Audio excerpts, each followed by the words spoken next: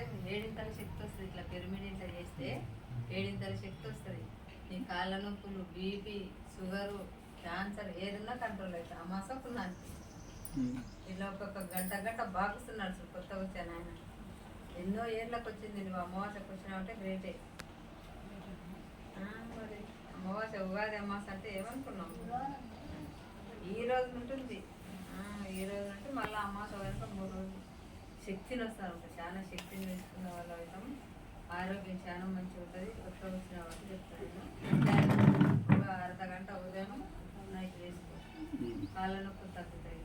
ధ్యానం అంటే సర్వభోగాలు అంటే సర్వభోగాలు వస్తాయి. మనకు అనుకున్న కోరిక సంకల్పం నువ్వు ఏది పెట్టుకుంటే నాకు నొప్పులు తగ్గాలంటే తగ్గుతుంది. నైట్ కూడా కూర్చొని నాకు ఈ నొప్పులు తగ్గాలి. డాక్టర్ను మెడిసిన్ అవసరం లేదు. డాక్టర్ మెడిసిన్ మన లోకల్ కిడ్నీలు చేయకపోతాయి, గుండెలు చేయకపోతాయి. ఆ మందులు వాడి దాంట్లో ఏమి ఉండదు. 2 రోజులు తగ్గుతుంది, మళ్ళీ వస్తుంది.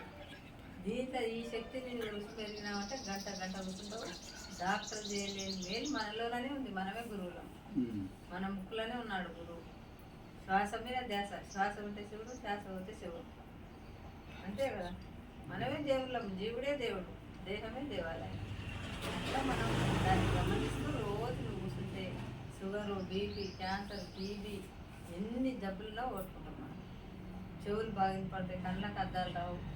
మనలోనే మన శక్తి పెట్టుకొని ఎక్కడెక్కడో తిరుగుతున్నాం. మన ఇంట్లో మనం కూర్చుందాం.